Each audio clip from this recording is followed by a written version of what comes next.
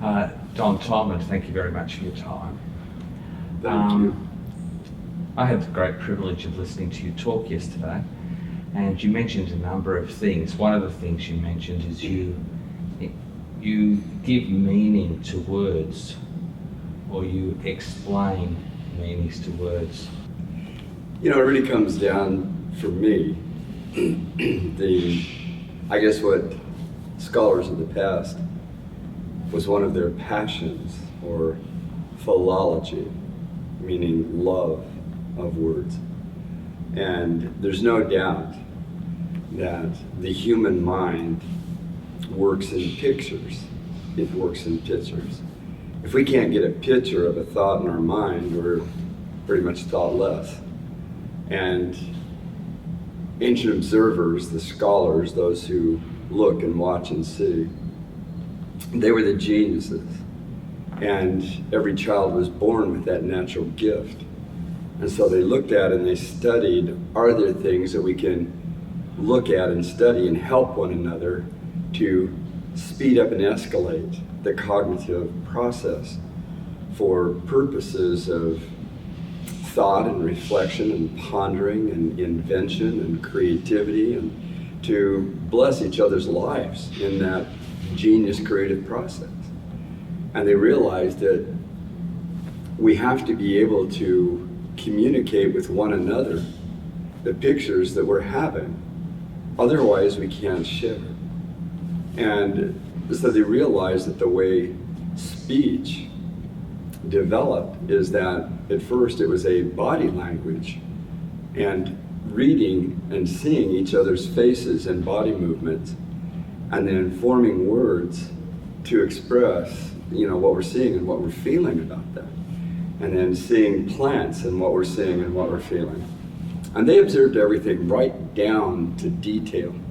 And they realized that the mouth and the tongue, which some cultures called the sword, it was a two-edged sword, that you could form and speak sounds that would lift people or cut them right to the core.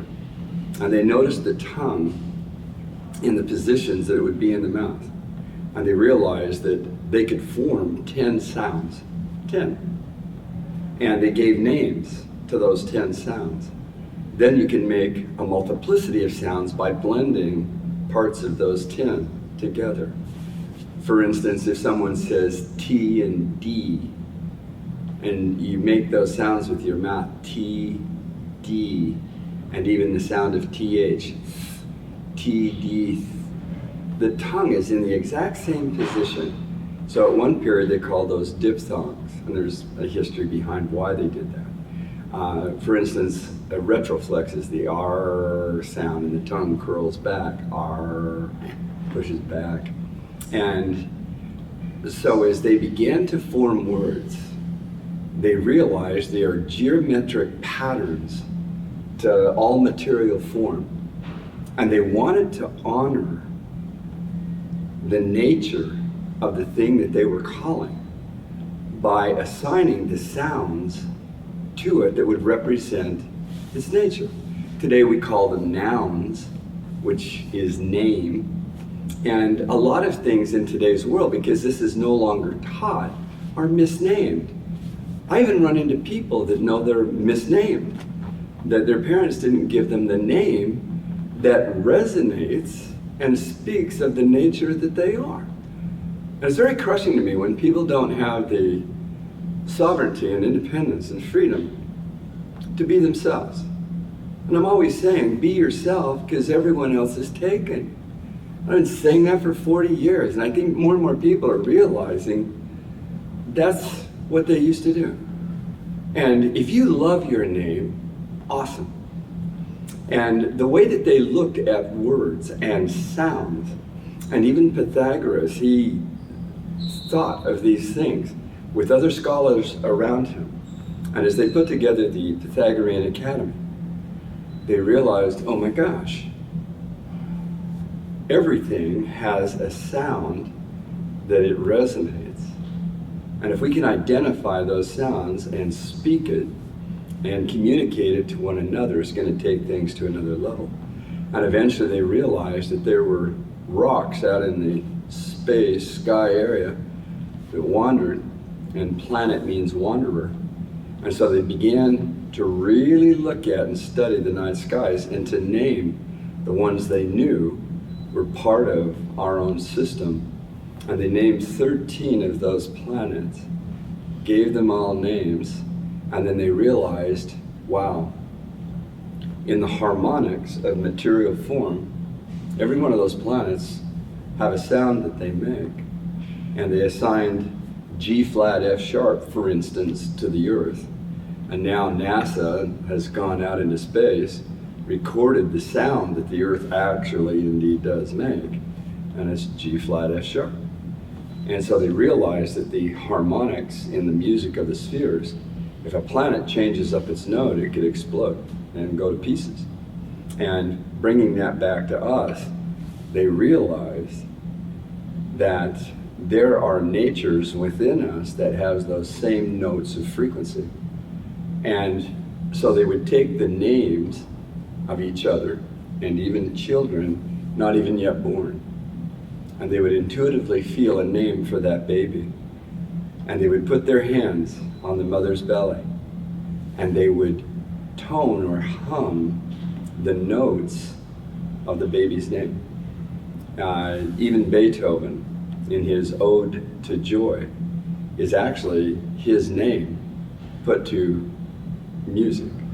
And so that's one of the things I love teaching, and I know I've gone off too far here for such a seemingly simple question, but this love of words, too often we don't know the origins and the histories of words and the geometries and notes and everything behind it. Simple things, even like elbow. El was the Hebrew sound for that which is good. Later, one of the Ain letters taken out, shortened to God. Just simply originally meaning to keep your eye single to all that is good, which has kind of fallen by the wayside sometimes in people's understandings. Bow literally meant promise. And they would tie strings in a bow as a promise to remember and to act upon. Elbow, and they would raise their arm to the square. L, bow, and 5 points of fellowship, which were the 5 senses. And they would make a covenant to one another to perform and to act in trust and to lift with the hands nothing as an offering into the body save it was good. That was the promise, because they believed the body was a sacred architectural construct in a microcosmic form of the entire cosmological order of matter throughout the entire cosmos, which means ordered beauty. And so they would only lift to the mouth food and drink that was good. In other words, it was earth-made, not toxic, not poisonous, not fake. And in return, the bowel, the reverse of elbow, they switched it around. The bowel would give a promise back as a thank you for the gift received. And that would create vowel, the sounds of what they believed were gods and angels, the speech and the intelligence to communicate at levels typically beyond most human and animal experience here on the earth. And so it's just, simple things like that. A lot of people don't even understand why these were called wisdom teeth and why these are called temples and why this they believed was a third eye. And of course today we know the pineal actually has a cornea and can see.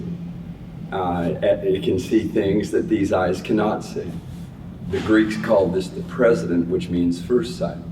They called these in their language counselors, which means second sight. So you had a president and 2 counselors that abide in what they called the heavens, heaven, that which is raised above the rest of the building proper. And they used to do the geometry of those patterns. This was called the apple. And later it was changed up to Adam's apple. Adam means man of the red earth.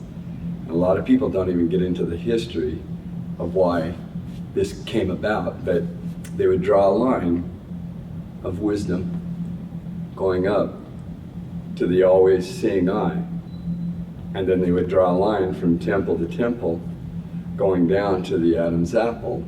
And that's two deltas or doorways, triangles, laid on top of one another, one pointing down and one pointing up. And this six-pointed star contained the geometry of what they believed, that in the human experience, you were not created. You have always existed, and you can never be destroyed. And you'll come in and out of life, gaining knowledge and intelligence and experience. They believed that you descended below all things in material form, and in given lifetimes of experience, learned how to organize and to construct that material form, and then moving to greater and greater levels of geometric pattern and architectural design, until finally you come up to this level. And they believed that because you descended below all things, eventually you'd learn to rise above all things, having been in and through all things, the light of truth. Anciently, truth was matter. Pure truth was pure matter. And they believed that you could purify this material form once you were in this construct. And so one of the words they gave to us in this form was human. Hu was a Hindu word that literally meant the highest good or God. And man at that period meant hands. Human meant the hands of good. And they believed that that's what they should be about.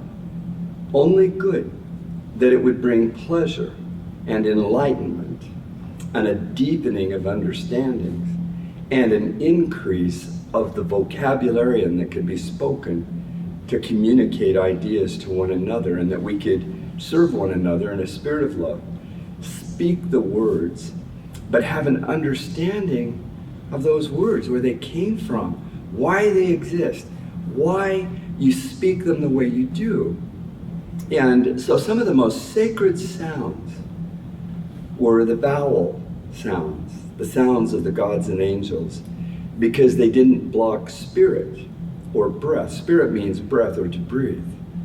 And so if you make the sounds of A, E, I, O, U, W, like W, H, like H, and Ya, as in Y.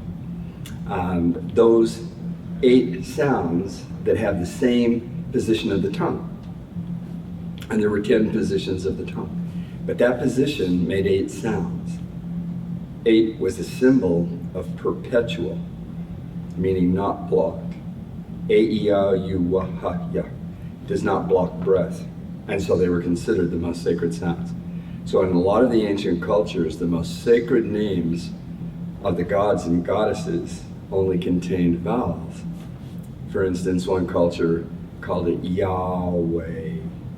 And WHY was an acronym. And today the word Y was symbolized by the 7 sisters of Pleiades. It looks like a question mark, as does what today they switched up in about the 16th century. It used to be the quest, but today it's called the Southern Cross. But if you look at the pattern of the stars, it's actually a question mark. And so there was the Pleiades and the Southern Cross of today that were symbols that as humans we're meant to ask why, and to challenge, and to rethink, and to confirm a solidness of truth and understanding. And so that symbol of the stars in the acronym of W, H, and Y was to ask, ASK, which was another acronym, ask, seek, knock. And so if we ask and we want to know why, they believed that as you pondered and reflected upon solutions that you were seeking, that it would go into the cave of silence, and you could go about what you were doing, and it would work on it. And then in an aha moment, an epiphany, a moment of pure intelligence, it would go out of the cave of silence and deliver up to your conscious mind in the cave of treasures a new understanding. And so this love of words and getting to the history of words, I think, is one of the most critical things of the near future, especially of young people, because the definition of words is rewritten and changed, even in dictionaries, about every 50 years, based upon the agendas, oftentimes, of governments and people in charge. It's like the word doctor. Doctor used to mean teacher. Physician meant healer. But you can look it up today in so many dictionaries, and it means one who is legally licensed to sell drugs. Drugs, that's pharmakia, poison makers. That's what pharmaceutical is. It means poison. And so they sit there and hand out poisons like it's candy. And people don't realize, doctors of today, 98% of them have nothing to do with healing. They're just drug pushers, and they make good money for it. And so these are the things, and of course, the English meant tongue of angels. And you go back into history, and they realized, all of the scholars from other countries realized, oh my gosh, we have the ability to take all languages and to take the key words of those languages based on sound and pull it into one language. And they call that the tongue of angels, today called English. And there are 7 Englishes today. But English is the most dynamic, powerful language on the face of the earth because it embraces all the languages. It's the only one that does. And so the vernacular and the vocabulary of English is growing at a rate faster than any other language. And yet it's moving so fast and getting out there to the point that I think oftentimes people are overwhelmed, and we've forgotten to go back to the etymologies and the root phonemes of sound, so that when we speak words, we do it with a light of understanding and a feeling within our heart and gut that expresses with clarity as to what we're really saying. And so often I run into people that have never found their voice. They have a tough time even speaking, really.